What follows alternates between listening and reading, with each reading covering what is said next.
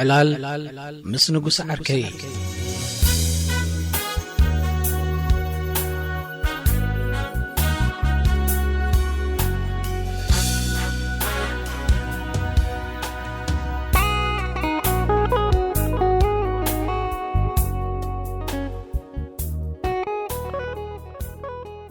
زحلف غنى بريزيدنت ኢሳያስ አፈወርቂ ቃለ መጠይቕ ክገብር ምዃኑ ሃንደበት ምስተነግረ ክንድቲ ናይ ንጉሰ ዳ ይኹን እምበር ኣነ እውን ገለ ሓበሬታ ድኾን ይህልዎ ኸውን ኢለ ተሃንጤ ነይረ። ጥርጣሬ ግና ሙሉእ ብሙሉእ ኣይተሓኸኸኒ ነይሩ። ሕጂ እውን ከምቲ ናይ ቀደም ጸወታ ከጋጥመና ኽእል እዩ ዝብል ጥርጣሬ እውን ሒዘየ ነቲ ቃለ መጠይቕ ክከታተሎ መዲበ። በቲ ሓደ ሸነኽ ድማ ነዚ ናይ ቀደም ጸወቶኦምሲ መን እዮም ግዲ ይኾኑ ዝብል ግሩህ ተስፋዩ ጊዜ ይወፍየ ከም ዝከታተል ገይሩኒ። ንጉሰ እውን ነዚ ቃለ መጠይቕ ዘይኣመለይ ከም ዝሰዓብክዎ ፈሊጥ ነይሩ።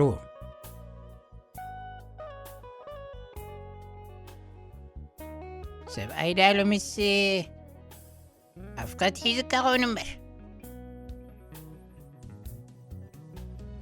كابلني دحرت قال متأيق مسترخبنا نتي تباهيلو النابلكو كعللو زغن خورتات مالتو مسيلني حبريتا بقولت وهابنا أنت زغنكوا ናብ ግምታዊ ዕላላይ ማእተናን እጁን በዚ ቃለ መጠይቑ ንኹሉ መሊስዎ ክትብል ዝከኣል ኣይኮነን።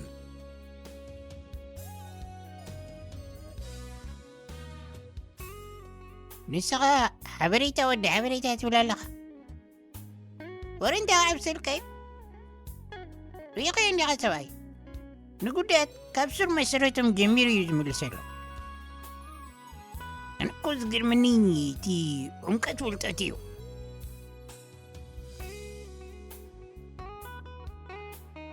النابلة دما بقت أي سنتيغو أمعدوا نابتي عمكت زولوغتو زتحل زولوغوين تسمعني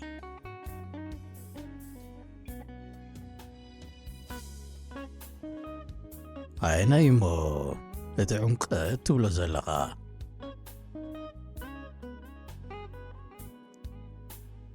ስለዚ ጠፋእኒ ሓቲተዮ።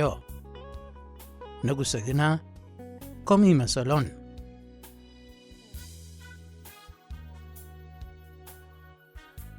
እቲ ዕምቀት ኣይናይ ምዃኑ ኣይፈለጥካን ማለት ድዩ ኢሉ ብጥርጣረ ጠመተኒ። ጽንሕ ኢሉ ግና ገጹ ብርህ ኣቢሉ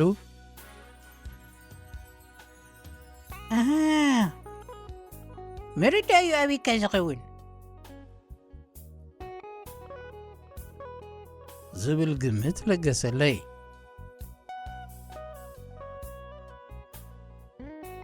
እወ ንሱስ ሓቂኻ ብዙሕ ኣይተረዳእነን ተኣመን ኩሉ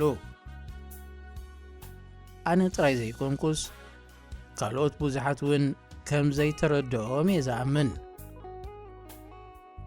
ጥርጣረይ ኣይነገርክዎን እምበር ዋላ ፕረዚደንት ኢሳያስ ባዕሉ እውን ካብቲ ዝዛረቦ ዘይርድኦ ነይርዎ ኸውን።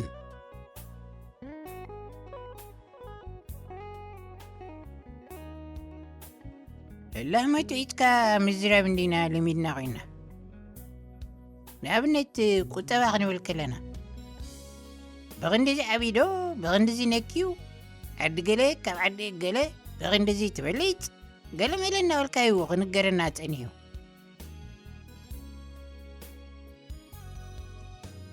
إنا بلي مستي آي تردى أن انزبالكو كدنا قد فتنا أنا قنا مسنقوسي كدنا قد سايكالكون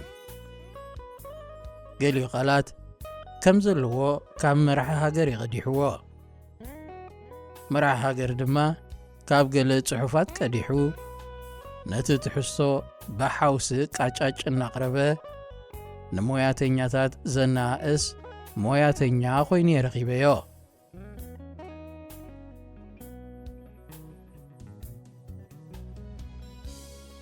ሕጂ እቲ ቁፅርታት ዲተጸልዩ ዘሎ ንጉሰ ክምልሰለይ ተጸበቑ። ገሊጹ እኩይ ሰብኣይ ከመይ ጌርካ ኻነ ሓደ ቁጠባዊ ዕቤት ብቁፅርታት ስፍሮ? ናይ ከባቢ ቁጠባ እዩ ብናይ መለክዒ። ሕጂ ኣነ ካብቲ ቀደም ዝበልዑ ዝነበርኩ እንተመሓይሸሲ ከመይ ጌርካ ቁጠባይ ከምዚ ዓብያ ክትሕቅን? ክንደይ ሓምልን ክንደይ ስጋን ከም ዝበልዐ ኮይኻ ብሚዛን ከተቐምጦ ወይሲ ኩላሰታት ኢኻ ትቆጥሮ?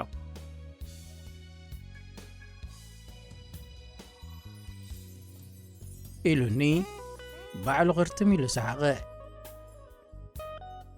ኣነ እውን ንንጉሰ ሰሓቕክዎ። ክልቴና ብሓባር ስሒቕና ምስ ወዳእና ግና መሊሰ ኸሓቶ መረጽኩ።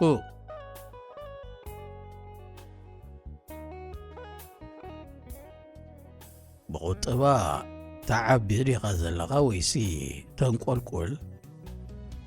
ከመይ ጌርካ እዩ ክፍለጥ ዝከኣል?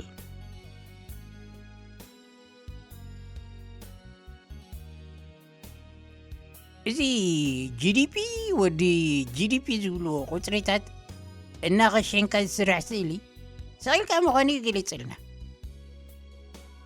ቁጠባ እተታውነት ማለት ጥራይ ኣይኮነን።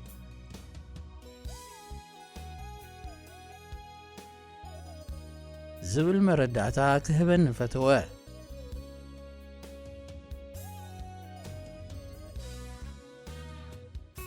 እንታይ ማለት ምዃኑሲ ፈሊጥካዮ ኣለኻ ንበል ሕራይ።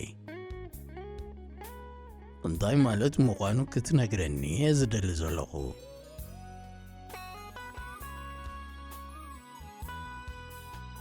ዋ ቁጠባዊ ዕቤት ብዙሕ ነገራት ዘጠቓለለ እዩ። ዓይነት መነባብሮ፣ ኩነታት ጥዕና፣ ትሕቲ ቅርፂ ክንደይ ለየመ ክዝርዝረልካ። ብሓፂሩ እቲ ዳይናሚካዊ ስለ ዝኾነ ክንዲዚ ቁፅሪ እናበልካ ተስፍሮ ኣይኮነን ኖ። ሰቒልካ ብቁፅርታት ምኽሻን ኣይኮነን።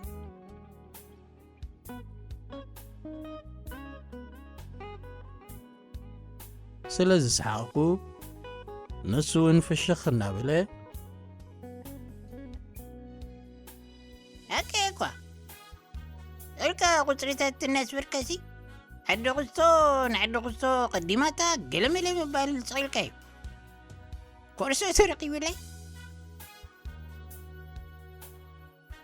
ወሰኸ። ንጉሰ ንነፍሱ ከም መስሓቕ ዝፈልጠላ ጊዜያት ኣለዎ። ሕጂ እውን ከምኡ ተሰምዖ መሰለኒ።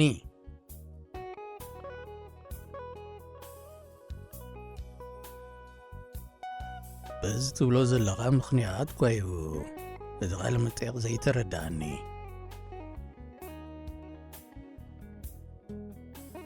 እዚ ኩሉ ገልጸልካ ፀኒሕኹ ኣይተረዳእካን ማለት ድዩ?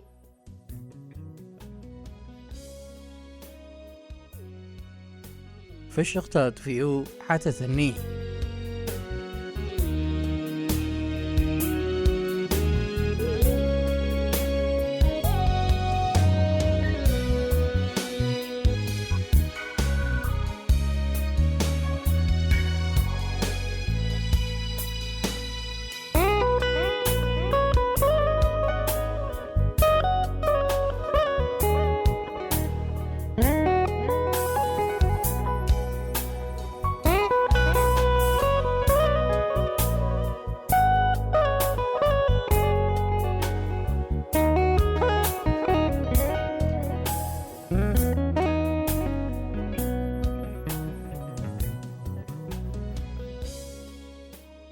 እንታይ ቐሞ ከተረዳእኒ? ነቲ ዝሰማዕካዮ ኢኻ كدقم تفتن زلقا نسون صبو جيركا يشمددكايون ثم ناي قطبا موياتኛታት ዝበሃሉ ነቲ ሓፈሻዊ ኩነታት ገምጊሞም ገለ ቁፅርታት ከስፍሩልና ግድን እዩ ቁፅሪ ንርእሱ ዝገልጾ ነገራት ኣለዎ ብዝኾነ ግና ስለምንታይ ናብ ከምዚ ሃተውተው ክእቶ ተደልዩ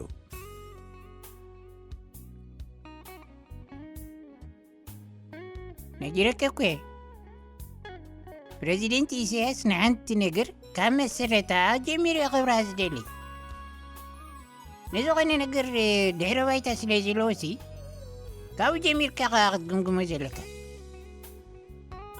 سوايكا تروبو يزنبب أنس نبحب جيني غيو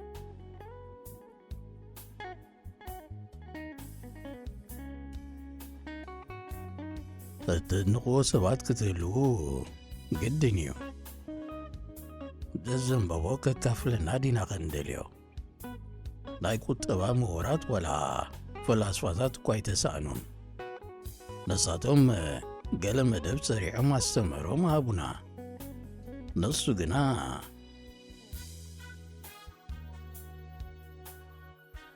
ከይወዳእኩ ከለኹ ነጉሰ ኮለፈኒ ودافمكو خميري لي كون نجميرو يمن لسه وينو قنا كما سرت غجمرو تلازلو ويقوم كيرو داركا زبناسي نينا موري وتسني لغة معلكا مورات نبلوم تولتا من دقا تغرينيون انجليشن حواويسهم اكاديميك جارجونس مليوم نتي يزبق دانا قروا ينبر انتاي كبرو غيلو بريزيدنتنا قنا ቋንቋ ተሓፋሽ ተጠቒሙ ንተሓላለኹ ነገራት ኣቕሊሉ ናይ ምቕራብ ፍሉይ ክእለት እዩ ዘለዎ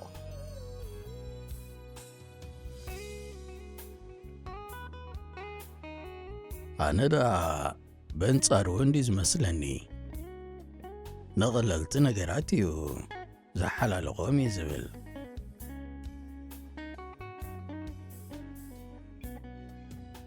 ንዓኸ ስለ ዘይተረዳእካ ዲኻ ከምኡ ትብል ዘለኻ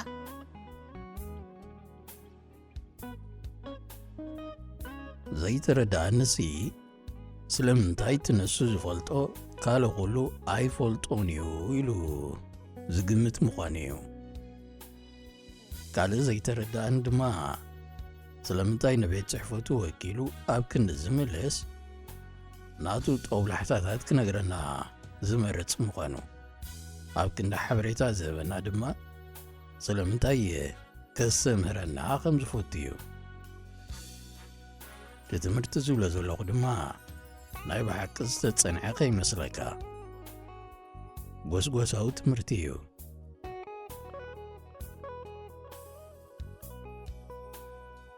ካብ ትሕቶ እኮ ይተበጊሱ መጀመርያ ነገር ክትፈልጥ ዘለካ ንሱ ክጃር ኣይደልየን ክጉስጉስ ተዝደሊ ምስቲ ዘሎ ማዕበል ወሬታት ቁጠባ ኤርትራ እውን ጨፋሉ ኢሉ መጫፈረ ነይሩ ብዛዕባ ኤርትራ ክንደይ ጽሑፋት ድዮም ዝወፁ ዘለዉ ገሊኦም እኳ ብኽልተ ኣሃዝ ደይቡ እናበሉ እዮም ዝፀፍሑ ዘለዉ ንሱ ግና ምቕሉል ስለ ዝኾነ ወዳዓዊ መግለፂ ክበና መሪፁ ከመይ ጌርካ ነዚ ጎስጓሳዊ ትምህርቲ ትብሎ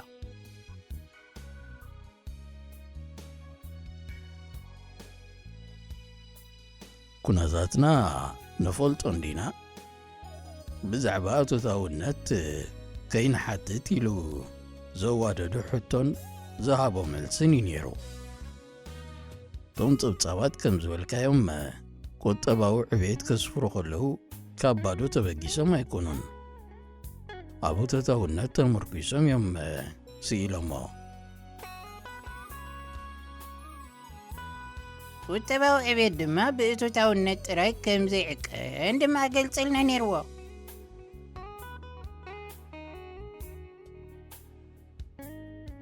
ከምኡ ክገልጸልና ኣይኮናን ግና ንደልዮ ብዛዕባ እቲ እቶታውነት እዩ ክዛረብ ዝግብኦ ነይሩ ስለምንታይ ካብኡ ኸሽክዕ መሪጹ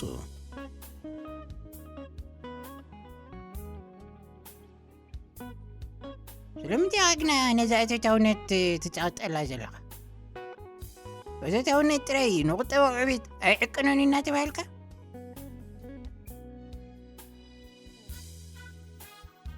እዚ ጎዝጓሳዊ ዝተመሮ ንጎኒ ገዲፍካ መራሒ ሃገር ክገልጽልና እነደልዮ ንእቶታውነት ዝምልከት ሓበሬታ ጥራይ እዩ። ማዕድናትና ኣብ ቁጠባዊ ዕቤትና እንታይ ጽልዋ ኣለዎ? ብቐንደይ ኣሃዝከ ክጸሉ እዩ። ዝዕቀን ለውጢ መዓስኪና ክንርኢ?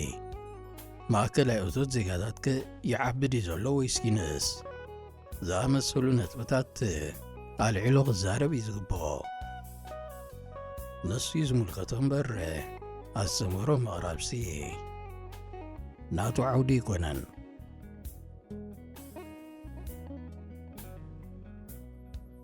سمع مليون بريزيدنت إسياس كبروفيسورات نلعب مغنو أيتأمنوا للمال ديو من يو حجي رسعي الله كامس حدا بروفيسور معلال مس إسياس معلال يغسب زبالة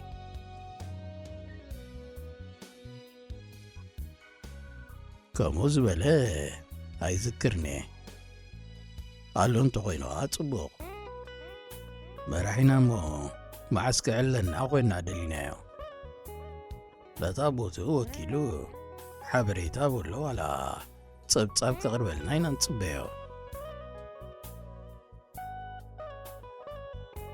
ምንኩን ከለኻ ንዕኻ ጸብጻብ ከቕርበልካ ለይትን ማይልትን ነዛ ገር ዝሰርሓላ ዘሎ ሰብሲ ንስኻ ኣብ ገዛኻ ኮፍ ኢልካ ጸብጻብ ኣቕርበለይ ክትብሎ